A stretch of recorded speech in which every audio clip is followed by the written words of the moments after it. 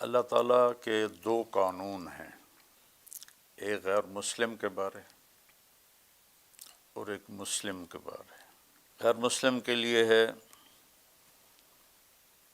ذرہم یأکلوا ویتمتعوا ویلہہم الامل فسوف یعلمون ذرنی ومن خلقت وحیدا وجعلت له مالا ممدودا وبنین شہودا ومہدت له تمہیدا ذرنی والمکذبین اولی النعمت ومہلہم قلیلا۔ ایسی کئی آیات ہیں، میں نے صرف 3 آیات آپ کے سامنے پیش کی کہ اللہ اپنے نبی کو تسلی دیتے ہوئے فرماتے ہیں کہ آپ ان کو موج مستی کرنے دیں، یہ دنیا میں زہرت الحیات الدنیا، یہ دنیا کی کچھ رونق ہے جو ہم نے ان کو دی ہے، جب یہ میرے پاس آئیں گے تو پھر ان کو پتہ چل جائے گا کہ اللہ کی پکڑ کتنی شدید ہے۔ کافر کے لیے ڈھیل ہے دنیا میں، کیونکہ یہی ان کی جنت ہے اور یہی ان کی لذت ہے، تو موت کے بعد ان کے لیے کچھ نہیں۔ لیس لہم فی الآخرۃ الا النار، آگے ان کے لیے آخرت میں آگ کے سوا کچھ نہیں ہے۔ مسلمان کے لیے اللہ تعالیٰ کا قانون دوسرا ہے، وَلَنُذِيقَنَّهُم مِّنَ الْعَذَابِ الْأَدْنَىٰ دُونَ الْعَذَابِ الْأَكْبَرِ لَعَلَّهُمْ يَرْجِعُونَ، کہ ہم انہیں چھوٹے چھوٹے عذاب دیں گے، بڑا عذاب نہیں دیں گے، لَعَلَّهُمْ يَرْجِعُونَ، تاکہ یہ مرنے سے پہلے توبہ کر لیں۔ تو امت پر جو مختلف حالات آتے ہیں وہ ان کی طہارت کے لیے ہوتے ہیں، ان کے گناہوں کی صفائی کے لیے ہوتے ہیں، اور بے گناہ قتل ان کی بخشش کی مہر لگا دیتا ہے۔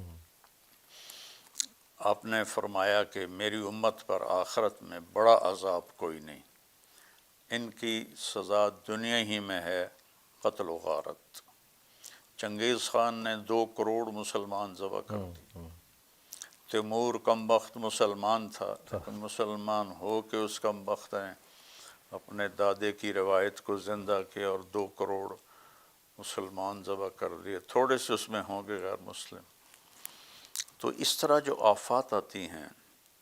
یہ ان کے گناہوں کی صفائی کے لیے ہوتی ہیں۔ تو اللہ تعالیٰ ان کو، ایک دوست میرے کینیڈا میں رہتے ہیں، ان کا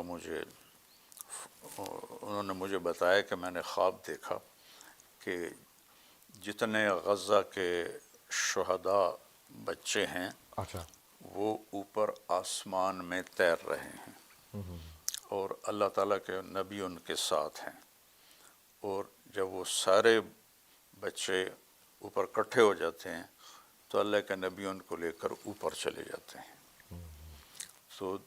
دیکھنے میں خوفناک، کربلا سے بڑا خوفناک واقعہ کیا ہوگا کہ انسانی تاریخ میں کسی نبی کی نسل اس طرح ذبح نہیں ہوئی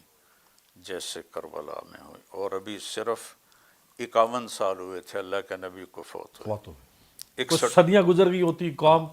بھول جاتی، امت تو تھا، پھر تو تھا 61 ہجری اور آپ 11 ہجری میں فوت ہوئے ہیں،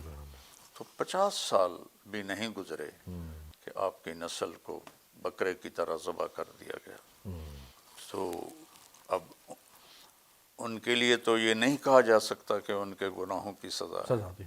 وہ جنت کے وارث ہستیاں تھیں۔ تو اس طرح مسلمانوں پر جو تکلیف آتی ہے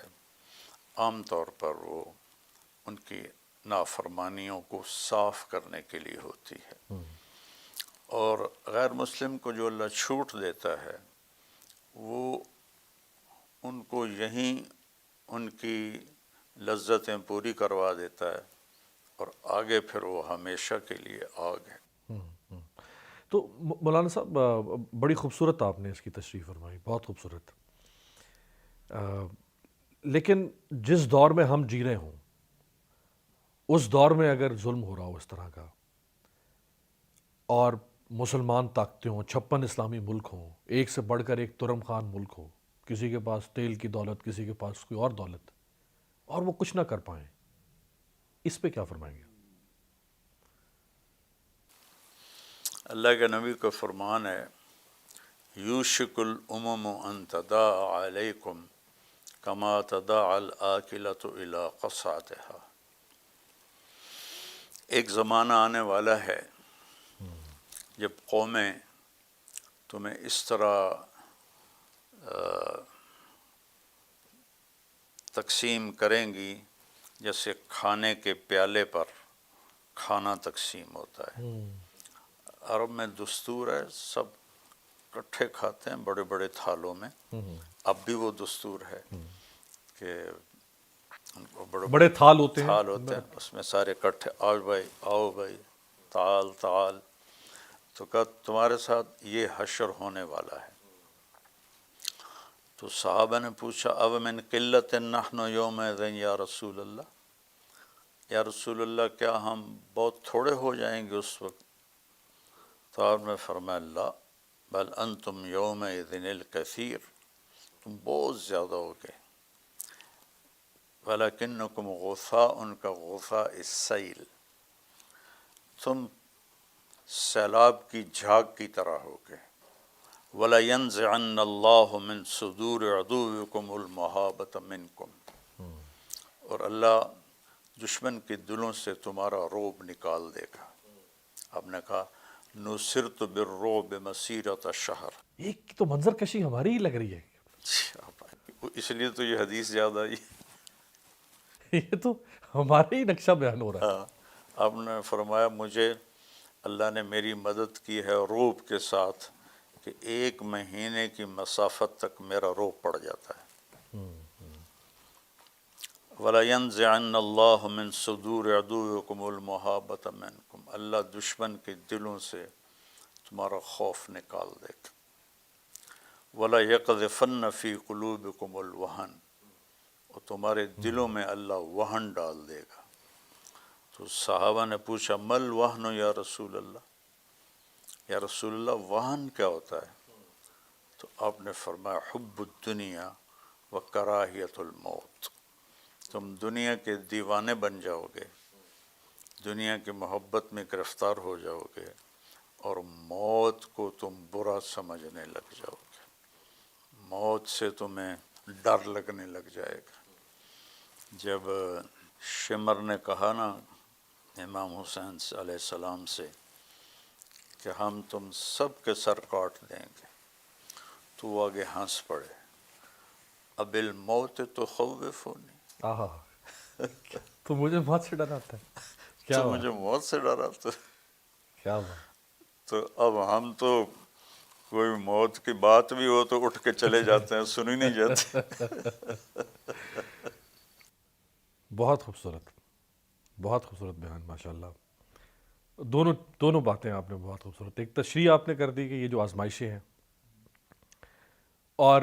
اس وقت دنیا کی 1/4 ممالک مسلمان ممالک ہیں، 1/4، اتنی بڑی طاقت ہے، اور اس کے باوجود وہ ڈر رہے ہیں کہ شاید کسی کا تخت نہ ہل جائے، کسی کا کوئی اور کو بندر کا بند نہ ہو جائے، کسی کا کوئی کاروبار نہ ٹھپ ہو جائے۔